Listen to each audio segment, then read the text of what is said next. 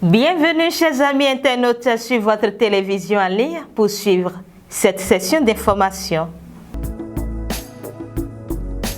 Depuis quelques jours circule sur les réseaux sociaux un message sur la présence des agents de l'ANIP dans les mairies et arrondissements pour l'enrôlement des citoyens qui ne l'ont pas encore fait. Nous avons à cet effet interviewé le chef du 3e arrondissement de Porto-Novo et l'entretien est à suivre dans un instant. La cherté des denrées alimentaires se fait de plus en plus sentir dans la ville capitale. Dans les marchés, quelques vendeuses se plaignent et nous avons recueilli le cri de cœur. Face à la situation de l'élève du CG1 de Ouida qui a giflé son professeur et est désormais arrêté et sera fixé sur son sort en mai prochain, quelques enseignants se prononcent et vous les suivrez dans cette édition. Merci de nous préférer pour vous informer. Une équipe de l'ANIP sera dans les arrondissements et mairies du Bénin pour l'enrôlement des citoyens qui ne se sont pas encore enrôlés. Bien vouloir informer vos frères et sœurs et entourages qui n'ont pas encore fait le RAVIP.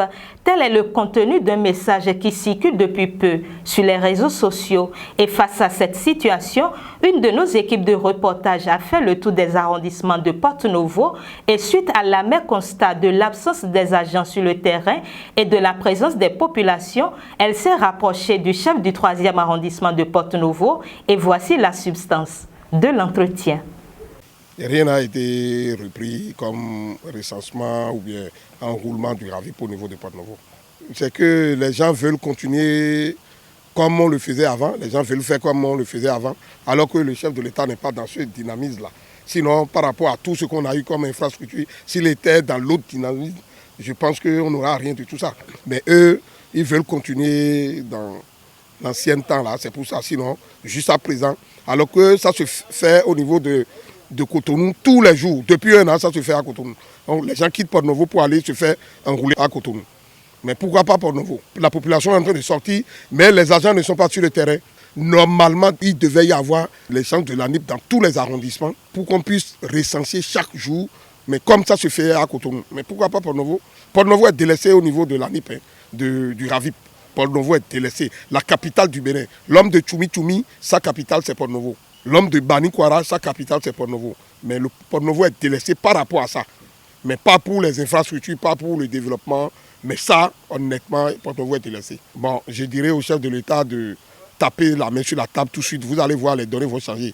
Les produits vivriers, denrées alimentaires comme tout autre produit sont de plus en plus chers sur les marchés. Aujourd'hui, approchez, quelques vendeuses s'en plaignent et invitent les autorités à trouver une solution.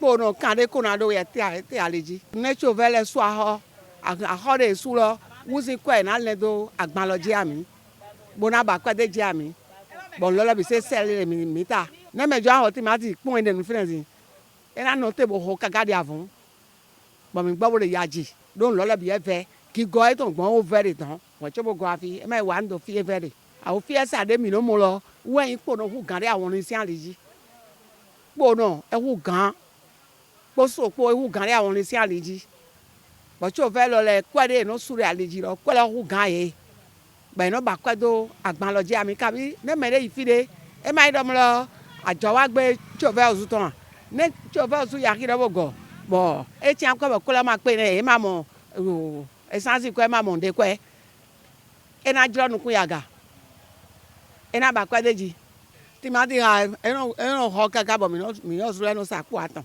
àmọ́ ìgbèdìn àwọn ní sin hadin yesa koko kwade santeji bo gowe edo kure nu eno wado edo kure nu eno yaga ama ga yi tin don lo ehu gan de bi no sagbon dai nuwa to e chinukula ma yan to fi ne je ko ja to fi wa fi don na to fi de àwọn ní sin le credo mi de fi de ba son kaka wa je Lagos Mami a ton fi be ro do Lagos o zi afi e ma bo na moto no e ma bo wa mere sisa ne jikunja wa to fi dona yo wa jinu kuna to so ise mo to anago omino ne pepe ma to to fi àwọn ni tin la kerezam ne jikunja to fi dona to ajara to fi la to bana pokwe demi le fiti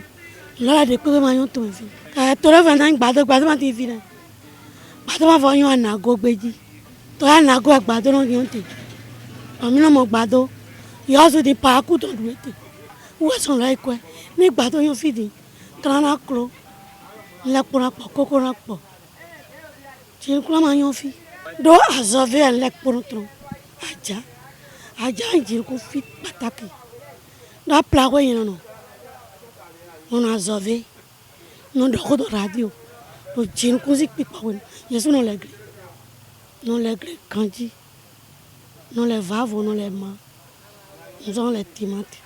A oufie ça là, ne jigun jade, et dans des plans mes buts. Toga imla rido, agla ya kete. Toga ni go ala tobo, ni eto dio deni ya iko to dom lo. Chinu kula ma yon to epi, togo de titron. Oison lo le vekwe. A oni we lepo timaitron. O macho etranzo ise.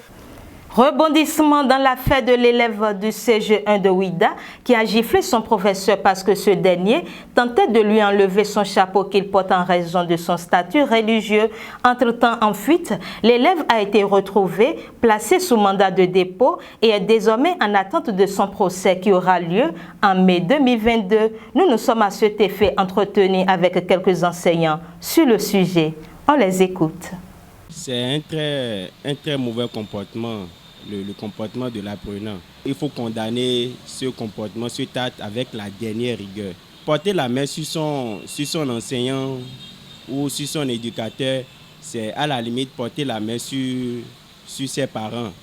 Et quel que soit ce qu'il peut se dire être, il faut éviter de commettre ces genres de bêtises. Je pense que le conseil de discipline de l'école devrait se réunir très rapidement et en procédure d'urgence pour prendre des sanctions à l'encontre de cet apprenant. À la limite, prononcer son exclusion de l'école. Il faut prendre des décisions sévères pour éviter que d'autres élèves emboîtent le pas après. Maintenant, quand la justice se mêle de cette histoire, de cette affaire, ça m'inquiète moi. Ça m'inquiète. Je me demande, est-ce qu'il y a des dispositions au regard de la loi qui condamnent ces genres de comportements en milieu scolaire? Je me demande. Maintenant, puisque l'élève n'est pas encore jugé, on attend la décision du juge pour peut-être apprécier après. Mais c'est un mauvais comportement. C'est peut-être le châtiment corporel qui est interdit à l'école aujourd'hui qui fait que les enfants se comportent maladroitement comme ça. C'est mauvais tout simplement. Les faits disent que le professeur s'est présenté en classe et que l'élève avait un chapeau sur la tête. Et le professeur lui a demandé calmement de l'enlever. L'élève n'a pas tempéré, il a porté la main sur son professeur. Je crois que quand on prend ces faits et quand on prend la déontologie et le règlement intérieur qui régissent les collèges, je crois que c'est une maldonne. Le professeur en tant qu'enseignant, en tant qu'éducateur qui vient en classe et qui demande à l'élève d'enlever le chapeau, l'élève devait tempérer.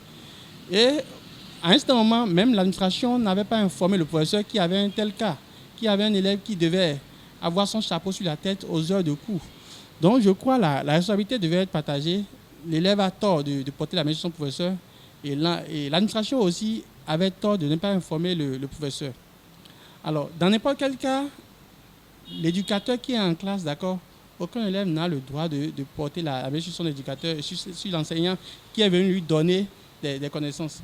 Alors je crois que le gouvernement a bien réagi en mettant au Youf cet élève-là. Mais je crois qu'il faut également, ne pas seulement aujourd'hui les mettre au Youf, les mettre en prison, également les éduquer, puisque je ne sais pas si c'est un élève qui a plus de 18 ans, maintenant les éduquer pour que les choses comme ça ne se passent plus. Et également, il faut désormais vulgariser le règlement intérieur dans les collèges. Il faut également que l'administration et les professeurs s'accordent à travers la communication. Parce que si une telle chose s'est passée, c'est parce qu'il n'y a pas une communication bien établie aussi entre l'enseignant et l'administration de l'établissement. Oui, une sanction disciplinaire, mais déjà qu'à un certain moment, l'information a été virale, c'est passé sur tous les réseaux et sur WhatsApp, je crois. Nous, on ne sait pas dans quel rôle était le pouvoir judiciaire en punissant de la sorte. Toujours est-il qu'il y a mal donné que le pouvoir judiciaire a décidé d'en faire une grave affaire, d'en punir de cette façon. Donc, mais je crois une sanction disciplinaire pouvait aller. Mais aujourd'hui, il faut crever l'abcès. Il faut crever l'abcès. Parce qu'aujourd'hui, on demande de ne plus taper les enfants. Donc, quand vous allez que ce soit au niveau primaire, au niveau secondaire, c'est tout autre chose. Vous voyez, vous allez dans les écoles et puis la maîtresse crie à tue-tête. Les élèves ne veulent pas obtempérer. Et les élèves disent parfois même aux enseignants, si tu me tapes, tu iras à la criette. Vous voyez, donc c'est mal donné. Les élèves n'ont plus peur de personne et puis c'est comme ça se passe. Aucun enseignant, en tout cas moi, à mon âge, même quand je n'avais pas l'âge là, ne peut supporter le geste de l'enfant. Mais chez nous, on dit, lorsque tu dis pour Zissou, il faut voir aussi pour Sabo. Le professeur en est pour quelque chose à travers la non-maîtrise des gestes professionnels. Les tests ne nous permettent pas de violenter un enfant en lui arrachant son chapeau de la tête. Même si le chapeau n'est pas autorisé, encore que ici c'est autorisé. L'enseignant devrait dire, mais mon jeune homme, pourquoi tu portes ce chapeau-là? Tu peux l'enlever s'il te plaît? L'enfant lui va lui donner des explications pour dire, ah, c'est le SG qui m'a autorisé, c'est le directeur qui m'a autorisé. Donc, c'est le fait que l'enseignant n'ait pas fait son geste professionnel qui a valu ce qu'il a eu, que nous déplorons bien entendu. Et tout à l'heure, nous sommes au congrès ici, on en a parlé comme exemple. Parce que les congrès sont faits aussi pour donner des explications aux enseignants. Les enseignants, quand ils voient les inspecteurs, ils fuient par la fenêtre. Il ne faut pas de bons gestes professionnels. Puis l'inspecteur n'est pas la police. De la même façon, l'enseignant n'est pas la police dans une école. L'enseignant ne peut pas arracher le chapeau de l'enfant. L'enseignant lui dit, avec respect, enlève et l'enfant va enlever. Ouais. Mais lorsque l'enseignant expose sa joue, l'enfant met la main dedans et c'est fini. Le juge n'a pas encore statué sur le dossier.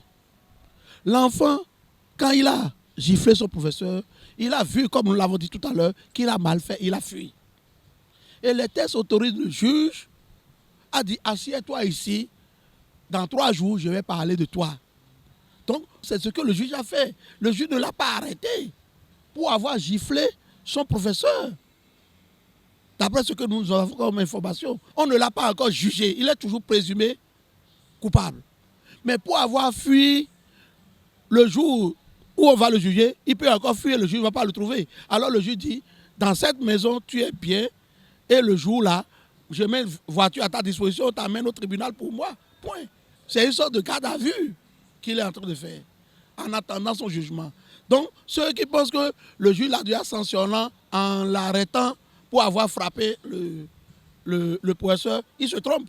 Non, le juge est en dernier ressort celui qui apprécie les faits. Je ne peux pas dire que le magistrat a mal fait, parce que la loi l'autorise à faire ce qu'il a fait. Les parents n'ont pas été formés pour être parents, mais l'enseignant a été formé pour être enseignant. Et il sait ce qu'on appelle les gestes, les non-verbales.